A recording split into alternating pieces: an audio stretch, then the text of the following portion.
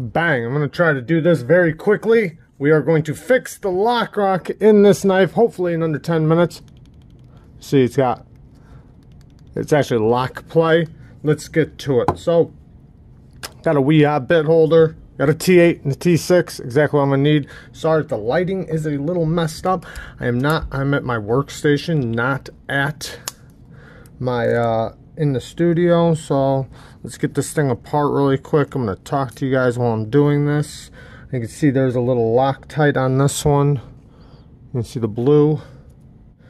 I laid a cloth down. This is one of my most used hanks because I use it for my sharpening, for taking apart knives. I use it for lots of different stuff and love hanks. I'll tell you what, guys, if you guys don't have a hank, you definitely should get one. They come in handy so much. Like for this, when hardware comes apart, it likes to bounce around, so this makes it to where nothing bounces around if anything falls. I couldn't tell you how many times I've taken something apart and a piece has fallen out, and thank God it landed on the mat, so it stops it from falling out. This is also magnetic, so that helps too, at least with these screws. This should be very, very quick. I'm sure most of you guys are fast forwarding through this part. No problem. But this is going to be very simple. And the reason why I know this is going to work, before I get this thing completely apart, I'm going to show you why. The reason why I know this is going to work is because when I push this lock bar over a little bit this way, it stops it. So that tells me that this is going to work. So, bang, we got this. This is the part, that's the lock bar. I'm gonna push it over a little bit. Not too much, because too much will make the lock bar too... See, there goes a piece. A little too strong. I didn't realize there was a piece sitting in this. Oh, it was just the washer. No problem. But see, like little parts like that. And since we got it apart, I'm gonna clean it very quickly. I got another rag over there, but you know what, let me just grab one of these. Let's grab a quick paper towel.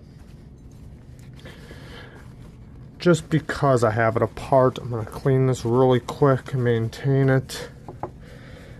And then also what I could do really quick is polish these washers. They're actually really good washers, though they don't really need to be polished. What are we at? 2 minutes and 54 seconds. So what I do, if I want to polish this really quick, I take this little ceramic stone, throw a little soapy water on it, get it nice and wet, and I take one of these, look at it, I'm going to take it and I go, wham! Wash this guy when it's done.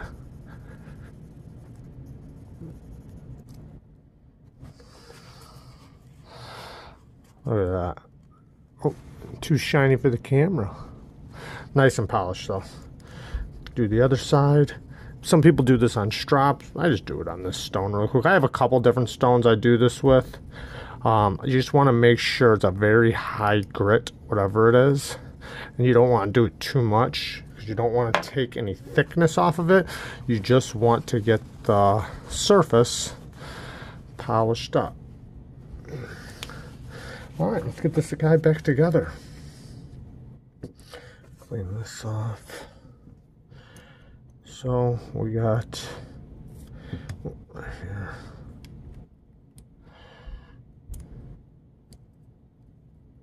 I think that was the side that was on. Then I bought this stuff for these type of washers for phosphor bronze, but I don't like it for some reason. It doesn't work as good as my KPL. These things, the KPL, man, it lasts for a long time. People say it's expensive. Yeah, it might be, but it'll last you a long time. I've had that one for over a year now. You see how much is still in there. Okay.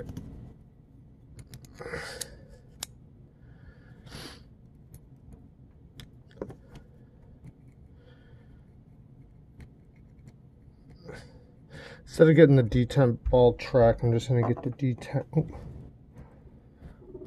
Oh. I'm sorry if you guys, you know what, I'm messing up. I'm not even showing you guys everything I'm doing. Get this guy back apart. So I'm gonna get the detent ball track, just give a little bit right there. Put the stop pin in. Get the blade in. Make sure the washer's on there. The washer is on the other side of this blade.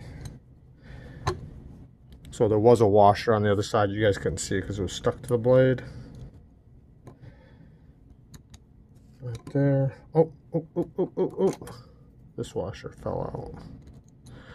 I already put KPL on the surface.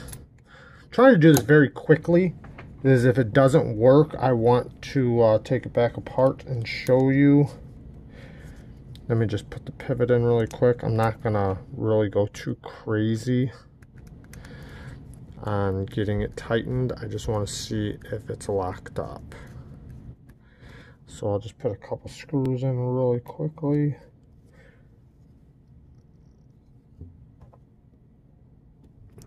I'm sorry if I'm not showing everything perfectly on camera. I'm just taking apart the knife, putting it back together. It's pretty self-explanatory. Really the big part was just showing the alright. There you go. It's gone. Here. Nothing. So nice and locked up. Now it's got very strong lockup though. Let me loosen this just a little bit. I'll put the other screw inside. There we go. Now let's see if it still works. Perfect. Lock rock gone. Okay, I forgot to throw some Loctite. This is the blue Loctite. You always want to use blue, never red. But I usually take it just like that. And I put it on like this. If you don't have the stuff that's on a stick, if you actually have this type of stuff, then you just dab it. Get a little tiny dab on there. You don't need much. But when you put it on, line it up just right, and then put it all the way tight. And then back it back out. So put it in tight, back it back out, then put it back in. What it does is that will get the Loctite on all the threads so that it works good. This isn't a knife I really need it that bad. I'm gonna give it just a little bit of loose right there. Apply. Perfect. Now, sometimes you might have to do other techniques and stuff. This one was pretty simple. You just had to move the lock bar over. Sometimes you got to heat up the lock bar if it's titanium and really thick, and then cool it back off. There's lots of little techniques you can do. This one is pretty simple and fast. Let's get the clip on. What time are we at? 7th. Damn, we did do it in under 10 minutes. It's very quick. It's not hard. It's just what you don't want to do is move it over too much. That will be the biggest issue. So if you do it too much, then the lock bar is gonna stick and stuff like that.